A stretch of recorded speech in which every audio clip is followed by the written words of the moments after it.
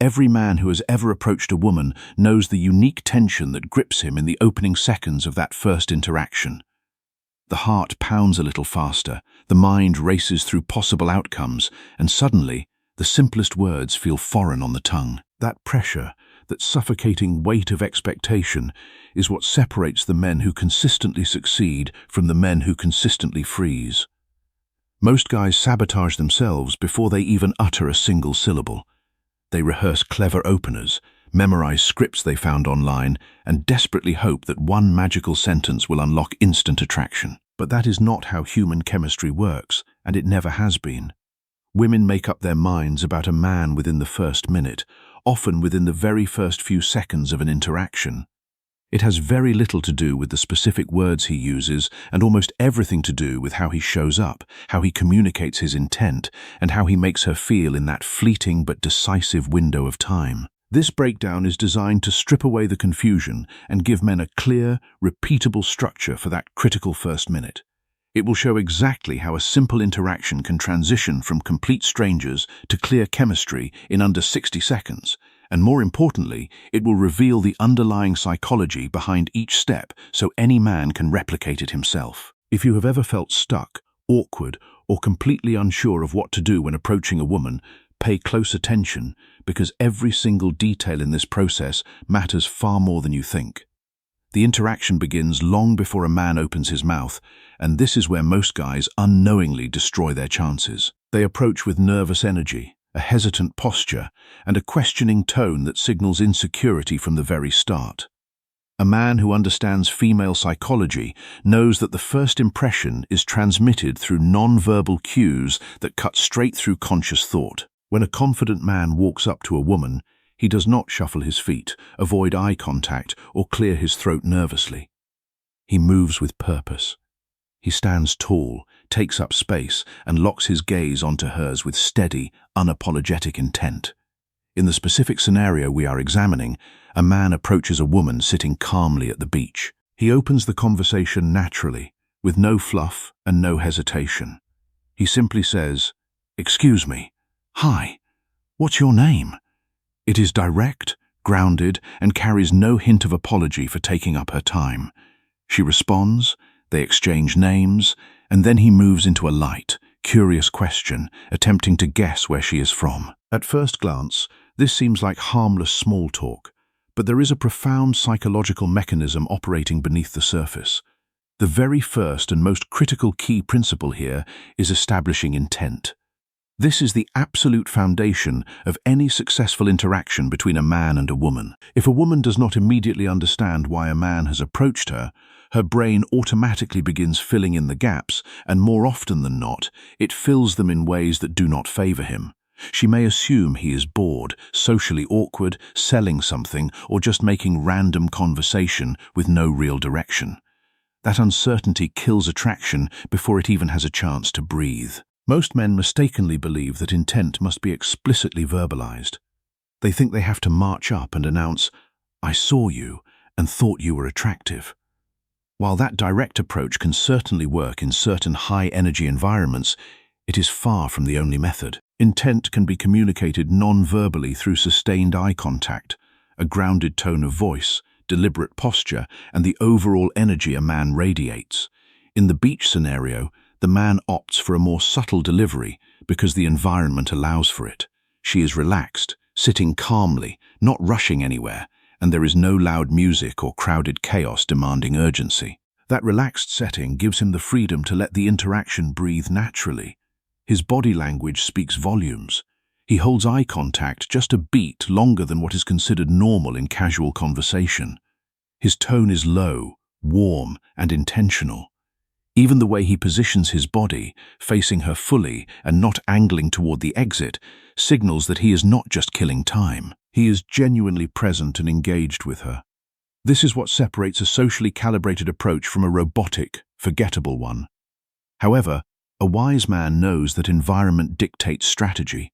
If a man sees a woman walking quickly down a busy city street with headphones in her ears and a clear destination in mind, subtlety will backfire because there is no time to build slow rapport. In that scenario, he must be direct, efficient, and cut straight through the noise. He might say something like, "Hey, I saw you and had to come say hi. You look amazing." That is clear, unambiguous, and respects her time while still communicating immediate interest.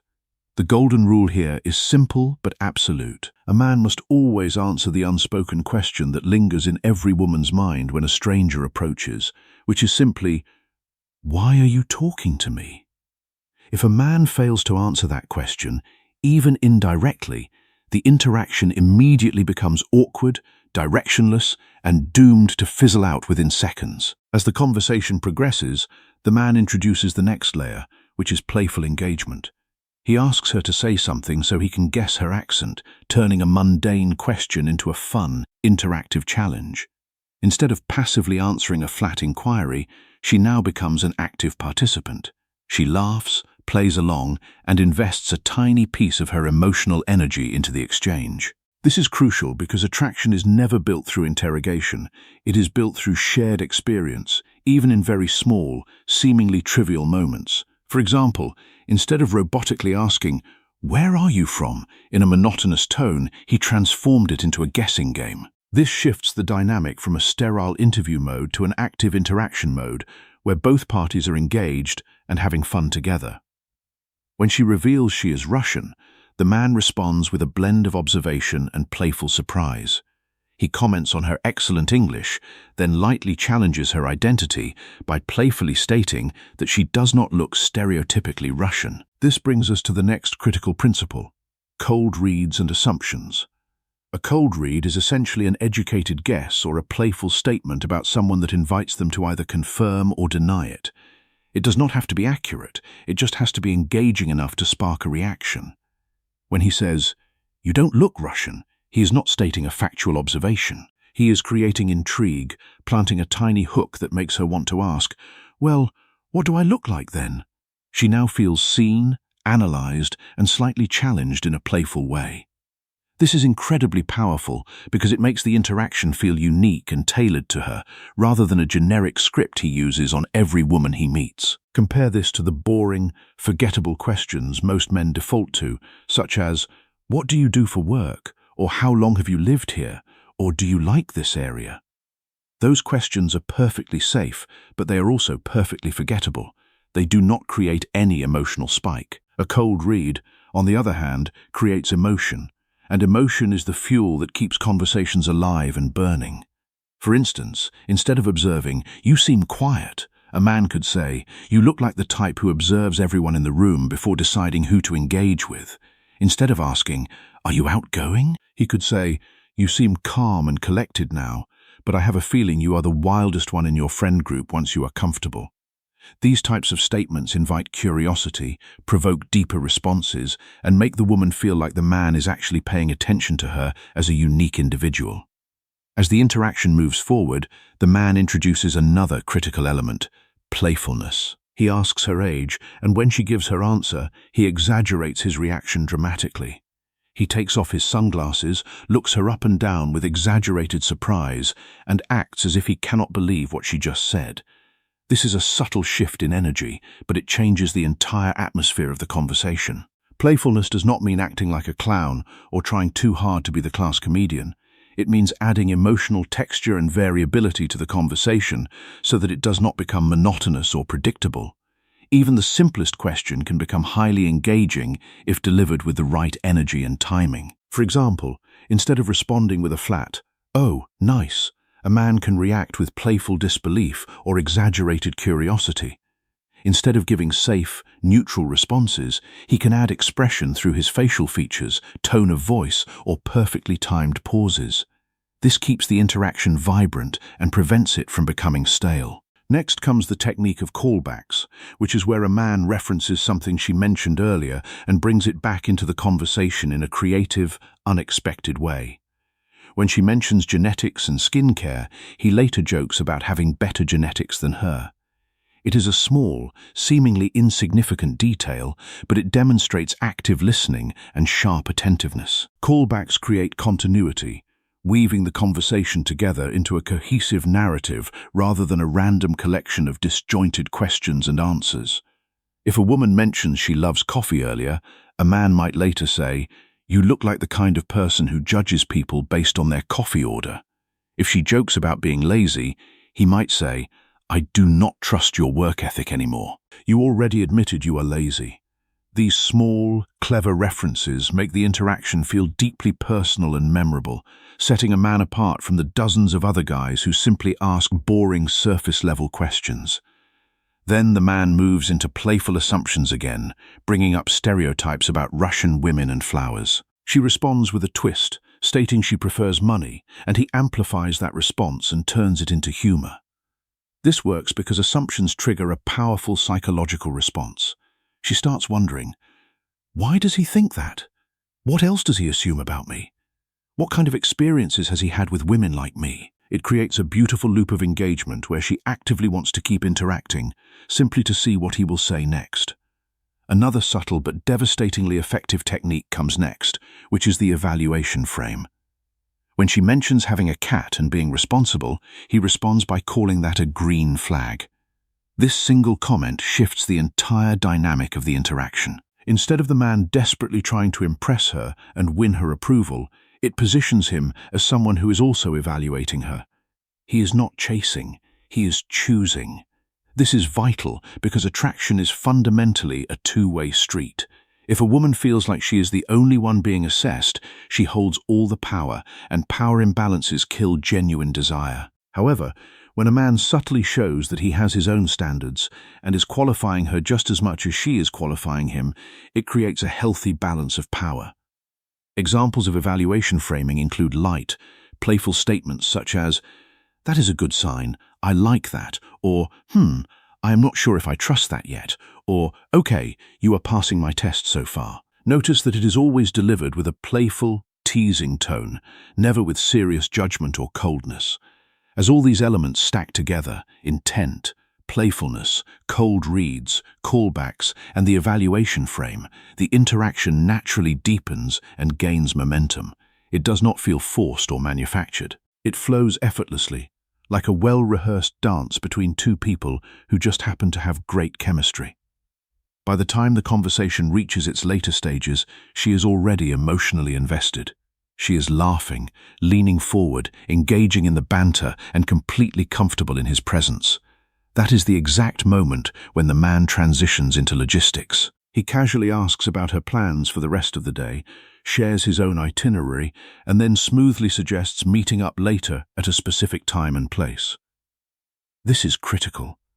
The invitation feels completely natural and organic because the man has already laid a solid foundation of comfort, attraction, and emotional engagement. If a man tries to skip straight to asking for a phone number or a date without building this groundwork, the request often feels abrupt, desperate, and out of place. Think of the interaction as a multi-stage journey. The first phase is all about building comfort and sparking initial intrigue. The second phase focuses on deepening emotional engagement through playfulness and cold reads. The final phase is where a man confidently moves things forward by suggesting a concrete plan. If he rushes through any of these phases, he breaks the flow and shatters the delicate spell of chemistry.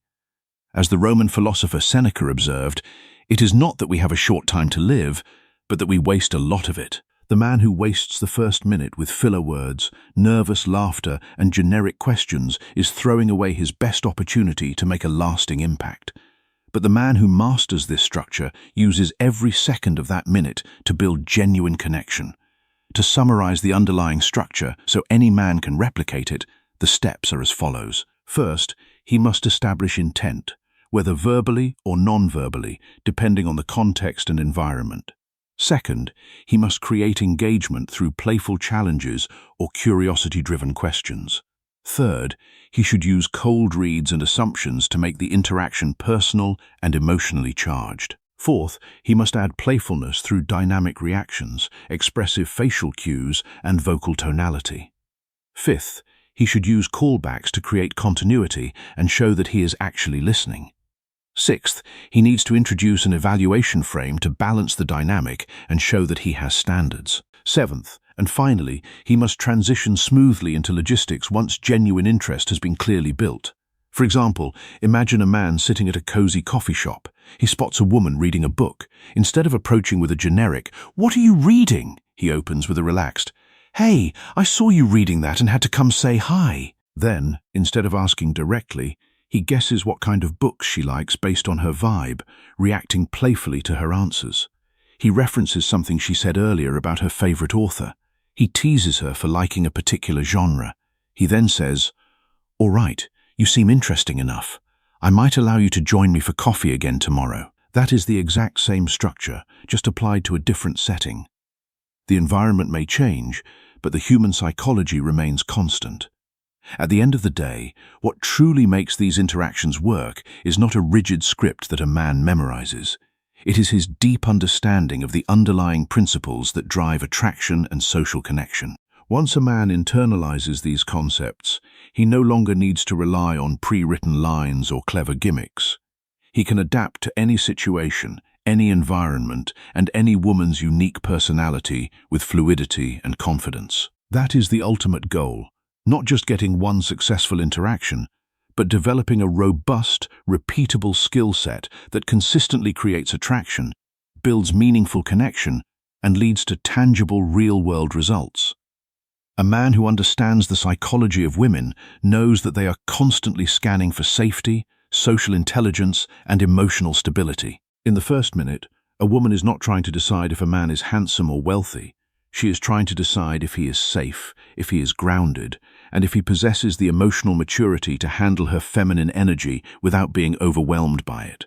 A man who stays calm, playful, and intentional sends a powerful signal that he is exactly that kind of man. The Stoic philosopher Cleanthes, a lesser-known but profound thinker, emphasized that our perceptions of events, rather than the events themselves, determine our emotional responses. When a man approaches a woman with a fearful perception, anticipating rejection and embarrassment, his body language and tone betray him. But when a man shifts his perception to one of curiosity and genuine connection, his entire energy transforms, and women feel that shift instantly. Furthermore, a man must understand that this first minute is not just about impressing her, it is about filtering her. The evaluation frame serves a dual purpose. While it makes him more attractive, it also protects him from wasting his time on women who are not aligned with his values or who lack the maturity to engage in a genuine connection. A man who is purely outcome-focused, desperate to win her over at any cost, ignores obvious red flags and tolerates low-effort behavior. But a man who approaches from a place of self-worth and calm confidence uses the first minute to determine if she meets his basic standards. Does she respond with warmth and openness, or is she cold and dismissive? Does she engage with the playful banter, or does she shut it down with dry, one-word answers? These are critical data points that a wise man collects and acts upon. If she is not reciprocating effort, he does not try harder. He gracefully exits the interaction. Because as Epictetus wrote in a lesser-cited fragment, it is impossible to begin to learn that which one thinks one already knows. The man who believes he knows exactly what will happen, who assumes rejection is inevitable, or who thinks a single magic line will save him, is blinded to the reality unfolding in front of him. True social mastery requires presence, observation, and the willingness to adapt in real time. Let us also address the reality of rejection, because every man faces it. The man who successfully executes this structure does not fear a no. He knows that a woman's disinterest or unavailability is not a reflection of his worth. It is simply a reflection of her personal preferences, mood, or circumstances. When a man feels that sharp sting of rejection in the first minute, he does not fold, get defensive, or try to convince her otherwise. He simply smiles, accepts it with grace, and moves on with his day. This reaction, or more accurately, this non-reaction, is what Stoic philosophers called the art of detachment from outcome. The Roman Emperor Marcus Aurelius, in a passage often overlooked compared to his more famous lines, wrote that the impediment to action advances action. What stands in the way becomes the way. For a man approaching a woman, the fear of rejection is the impediment. But by taking action despite that fear, by stepping forward and engaging despite the nerves, that very impediment becomes the vehicle for growth. The man who acts courageously in the face of social anxiety forges a stronger, more resilient character. And that character, that quiet, unshakable confidence, is exactly what women pick up on in the opening moments of any interaction. Many men harbor the misconception that their success with women depends on their looks, their bank account, or their social status. While those factors can certainly play a role, they are secondary to a man's ability to generate emotional safety and intrigue in the very first minute. A woman might be impressed by a flashy watch or a handsome face, but those things do not build connection. What builds connection is the feeling she gets when a man looks into her eyes and speaks with calm, grounded intent. It is the feeling she gets when he teases her without being cruel, when he listens to her without needing anything in return. That emotional experience is what lingers in her mind long after the interaction ends. A man must realize that women are constantly assessing a man's congruence. Do his words match his body language? Does his confident tone match his steady eye contact? If there is any discrepancy, any subtle hint of fakeness or over-eagerness, her intuition will flag it immediately. Women have finely tuned social instincts because, throughout human history, their safety has depended on accurately reading the intentions of strangers, especially strange men. A man who walks up with a rehearsed, slick pickup line and a nervous smile is broadcasting incongruence. He is saying one thing with his mouth but screaming another thing with his nervous energy. But a man who approaches with simple, direct language, a relaxed posture, and a playful demeanor is showing her that he is comfortable in his own skin, and that comfort is profoundly attractive. The specific strategy of the cold red deserves a deeper dive because it is arguably one of the most potent tools a man can wield in those opening moments. When a man makes an assumption about a woman, such as guessing her heritage, her profession, or her personality type, he is activating a powerful cognitive bias in her mind. She becomes curious about his perspective. She starts to wonder, what makes him think that? What other insights does he have? This shifts her attention away from evaluating him as a potential threat and redirects it toward the content of the interaction itself. It pulls her into a collaborative puzzle-solving mode where she is now invested in telling him whether he is right or wrong. The more she invests, the more comfortable she feels, and the more the interaction solidifies into a genuine connection.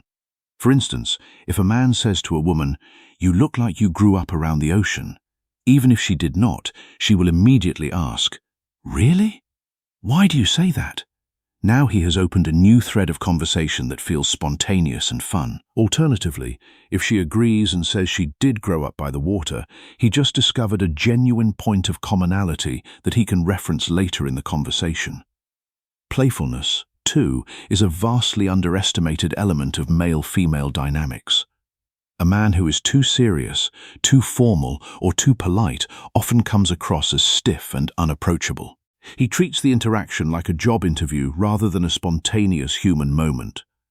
Playfulness signals that a man is not taking himself too seriously, that he has a light heart, and that being around him is likely to be enjoyable rather than stressful. This does not mean he should bombard her with jokes or attempt a stand-up comedy routine. It simply means he should maintain a twinkle in his eye, a relaxed smile, and a willingness to gently tease her in a way that shows he is not afraid of her opinion. When he says, "You seem calm now, but I bet you are trouble," he is not insulting her. He is inviting her to either lean into the playful identity he is presenting or to correct him, both of which are good outcomes because they keep the conversation moving forward.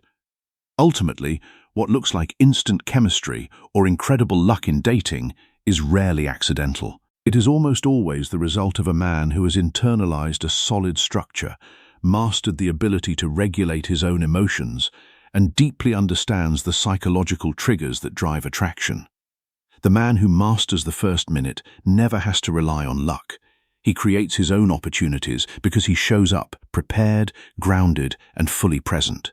He is not trying to impress the woman. He is simply expressing his genuine self and inviting her to connect. When a man combines all these elements, intent, playful engagement, cold reads, callbacks, evaluation, and smooth logistics, he creates a compelling narrative that draws a woman in and makes her feel like she has just met someone extraordinary. He does not fumble around searching for the right words. He does not panic when there is a moment of silence. He simply relaxes into the frame he has created and trusts the process because he knows that the principles are sound. Women respond to this energy almost immediately. They become softer, more open, and more eager to participate. The tension dissolves and genuine connection takes its place. That is the ultimate goal of this entire training. Not just to help a man get a number or a date, but to give him the tools to become a more magnetic, confident, and socially intelligent version of himself. Because when that transformation happens, the results are not just fleeting victories, they are permanent upgrades to his social reality. He stops wondering what to say and starts simply being himself, and ironically, that is exactly what women have been searching for all along.